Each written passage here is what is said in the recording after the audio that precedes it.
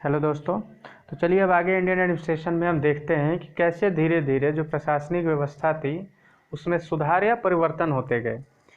तो आज हम देखेंगे कि जो सिविल सेवा है, जो आज की डेट में भी सिविल सेवा है, उसकी पहले ही रखी गई थी। तो उसकी नींव कैसे रखी गई थी, उस टाइम पे जो जिला कलेक्टर होते थे उनके क्या कार्य होते थे, और मतलब एक सुविधा के अनुसार कितने कितने डिपार्टमेंट होते थे, कैसे होते थे, किसको सिविल सेवा का जनक माना गया है, फिर पुलिस व्यवस्था क्या थी, या दरोगा की नियुक्ति किस लिए हुई थी, फिर जो अदालतें थी दीवानी या फौजदारी ऐसे थी, उस टाइम पे जो केंद्रीय सचिवालय था तो उसके कितने विभाग थे। तो इन सब चीज़ों के बारे में हम आज एक शॉर्ट व्यू लेते हैं, ताकि जो आगे के जब हम पढ़ेंगे, जब आज की व्यवस्थाओं को पढ़ेंगे तो उनको समझने में आसानी हो।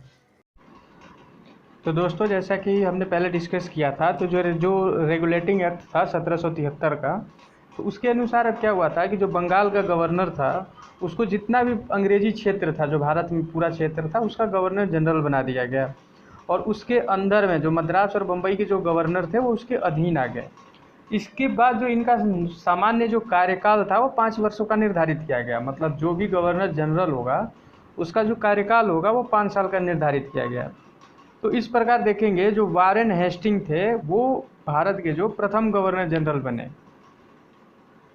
तो इनके बारे में इतिहास रहा है कि वो जो ये वारेन हेस्टिंग जो थे वो 1750 में एक एज कलर के रूप में काम करने आए थे कलकत्ता में, और इन्होंने धीरे धीरे अपने आप को प्रमोट करके, इसके बाद पहले वो जो बाज़ार था कलकत्ता का उसके अध्यक्ष बने, उसके बाद ये गवर्नर बने, बंगाल के गवर्नर बने, और इसके बाद ये फिर गवर्नर जनरल बन गए कंपनी के।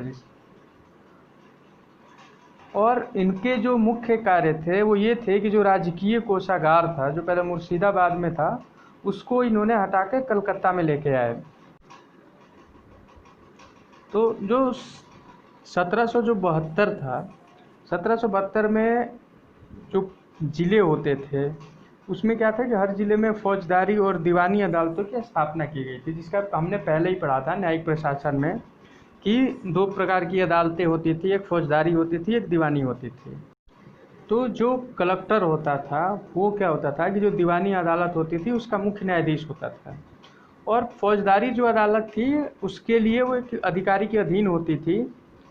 उसमें जो मुफ्ती और काजी उसके 2 सहायक भी होते थे, और जो कलेक्टर होता था वो इसकी देखभाल करता था, कार्यों की देखभाल करता था। आपको बताते चले कि कलेक्टर के साथ समस्या ये आई कि कलेक्टर को राजस्व वसूली का भी कार्य दे दिया गया। उसके बाद कलेक्टर को न्यायाधीश भी बना दिया गया कि मतलब वो न्यायिक मामलों की सुनवाई करेगा। तो ऐसा ही कि एक तरफ जहाँ कई किसान या किसी मतलब जो लोगों की समस्याएं होती थी वो कलेक्टर के खिलाफ ही होती थी, मतलब कलेक्टर के जो कार्य थे उनकी समस्याएं होती थी, उत्पन्न होती थी, और उसकी सुनवाई के लिए भी लोग कलेक्टर के पास ही जाते थे। मतलब कई बार ऐसा हुआ कि कलेक्टर को अपने खिलाफ ही, मतलब अपने कार्यों के खिलाफ ही मुकदमा चलाना पड़ता था, उसको उसमें सुनवाई करनी पड़ती थी।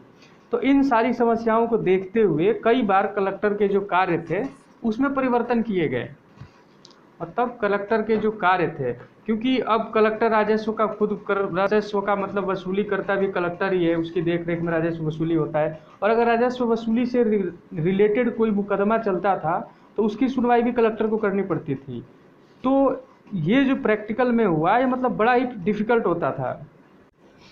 इसके साथ मतलब जो शासन की व्यवस्था थी उसको सुचारू तरीके से चलाने के लिए जो 1784 तक हम देखेंगे कि जो केंद्रीय सचिवालय था उस टाइम पे उसके मुख्य 3 विभाग हुआ करते थे। सामान्य विभाग था, राजस्व विभाग था, व्यापारिक विभाग था। इसके बाद 1793 में एक मतलब अदालती शाखा जो थी, अदालती विभाग थी, उसकी स्थापना की गई। और 1793 से लेकर 1834 तक मतलब ये 4 जो विभाग थे, सामान्य विभाग हो गया, राजस्व विभाग हो गया, व्यापारिक विभाग हो गया और अदालती विभाग हो गया, इनके द्वारा कार्य किया जाता था। अब इनके अंदर भी जैसे सैनिक विभाग होता था, खुफिया होता था, अलग अलग विभाग करके इनके सिस्टम को एक चलाया जाता था, जिसमें सभी विभाग में एक सेक्रेटरी हुआ करते थे, फिर उनके असिस्टेंट सेक्रेटरी हुआ करते थे, सहायक सेक्रेटरी।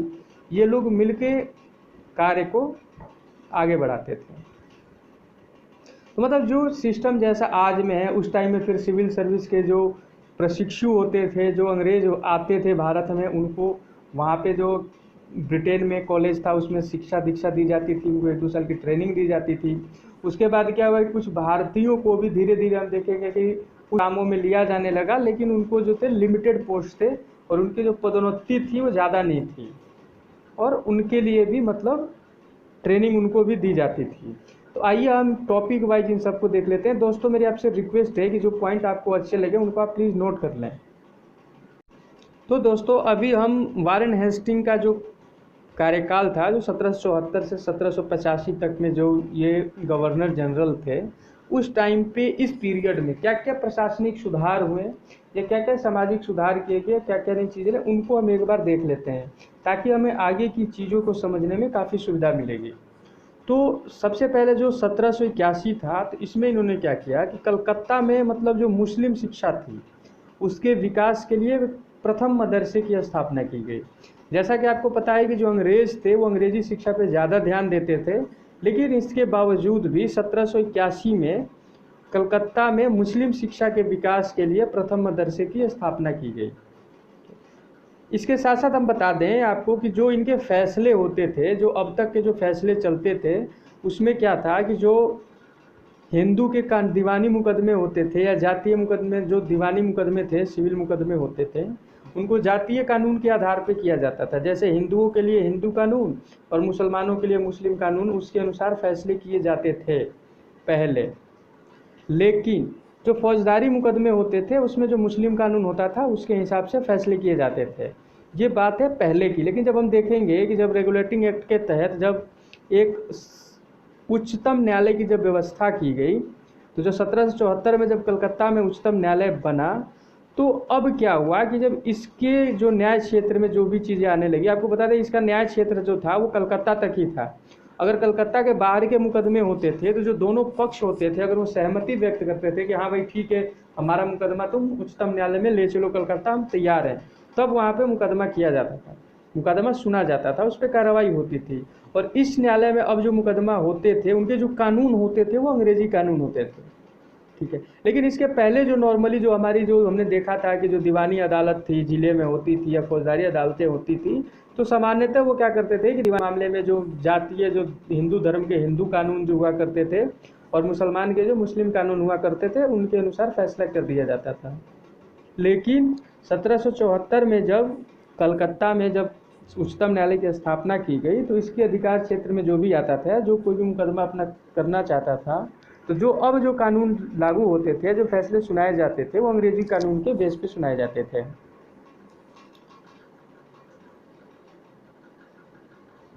तो इसके साथ जो 1784 में था, उसमें विलियम जोन्स जो थे, इन्होंने क्या है, इन्होंने कलकत्ता में की the Asiatic society of Bengal की स्थापना की, मतलब एक सोसाइटी की स्थापना की। इसके साथ जो वारेन हेस्टिंग थे, उन्होंने क्या किया, जो मुगल सम्राट को जो पहले 26 लाख रुपए की जो वार्षिक पेंशन मिलती थी उसको बंद करवा दी। और जो भारत का पहला समाचार पत्र था जिसको द बंगाल गजट बोलते हैं, उसका भी प्रकाशन 1780 में हुआ था, जिसका प्रकाशन किया था जेम्स ऑक्सटक हिक्की ने।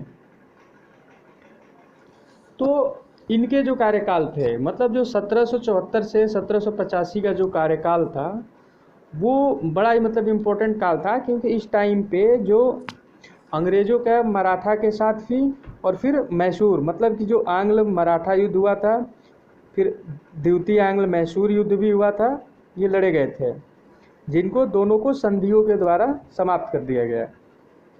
और इसी काल में जो बोर्ड ऑफ रेवेन्यू उसकी स्थापना की गई थी। दोस्तों जो वारेन हेस्टिंग थे, हमने देखा कि इसके पहले वीडियो में देखा था 1784 का पिट्स इंडिया एक्ट। तो इन्होंने क्या किया कि जो पिट्स इंडिया एक्ट जब भारत आया, तो इसके विरोध में, मतलब इनको ये जो एक्ट था वो अच्छा नहीं लगा, इन्होंने इस्तीफा दे दिया अपना, जिसके रिगार्डिंग इन पे मुकदमा भी चलाया गया, महाभियोग चलाया गया इंग्लैंड में। लेकिन 1795 में वो आरोपों से मुक्त कर दिए गए। तो दोस्तों वारेन हेस्टिंग के बाद जो अगले मतलब गवर्नर जनरल थे जिनके समय में कुछ सुधार हुए, वो लॉर्ड कॉर्नवालिस थे। जिनको हम नागरिक सेवा का जनक भी माना जाता है। जो भारत में नागरिक सेवा थी, जो सिविल सेवा थी, उसके इनका जनक माना जाता है। तो इन्होंने क्या किया कि जो एक ज़िले के अंदर जितने भी अधिकार होते थे, जो राजस्व के हो, प्रशासनिक हो या फिर न्यायिक हो, सारे उन्होंने क्या किया, और इन्होंने क्या किया, जो पहले न्यायाधीश होते थे, जो हमने देखा कि पहले कुछ फौजदारी मामले अलग थे, दीवानी मामले अलग थे, तो इन्होंने क्या किया कि इसके स्थान पे इन्होंने मतलब भ्रमण करने वाली अदालतों को बनाया। चार थी जो भ्रमण करने वाली अदालतें थीं, जो कि 3 बंगाल में थी और 1 बिहार में थे। इनकी नियुक्ति कर दी इन्होंने। और ये कोड लेके आए 1793 में, एक कोड लेके आए जिसको कर्नवालिस कोड कहा जाता है। ये क्या था कोड, ये जो शक्तियों का पृथक्करण का सिद्धांत, मतलब ये शक्तियों का बंटवारा कैसे होगा, मतलब किसके कार्य क्या होंगे, व्यवस्था को अच्छे सुचारू तरीके से बनाने के लिए। इसके बाद देखेंगे कि इन लोग क्या किया कि जो कुछ ज़िले होते थे उनको मिला के एक मंडल बनाया गया, और मंडल का फिर एक कमिश्नर बनाया गया, मतलब मंडल आयुक्त बनाया गया, ताकि मतलब एक व्यवस्था हम देखेंगे कि धीरे धीरे व्यवस्था एक मतलब बनती चली गई। जैसे पहले बंगाल अगर एक एरिया हो गया, तो बंगाल में अगर 10 ज़िले हैं तो उसमें 2 या 3 मंडल बना दिए जाएंगे, मतलब एक मंडल में 3-4 जिलों को रख दिया जाएगा, और फिर उसका एक कमिश्नर नियुक्त कर दिया जाएगा जिसको मंडल आयुक्त बोलेंगे। इसके साथ हम देखेंगे कि इसकी कर्नवालिस ने क्या किया कि पुलिस थाना की स्थापना करवाई, और जो उसके थाना होते थे उसमें एक दरोगा को इसका इंचार्ज बनाया।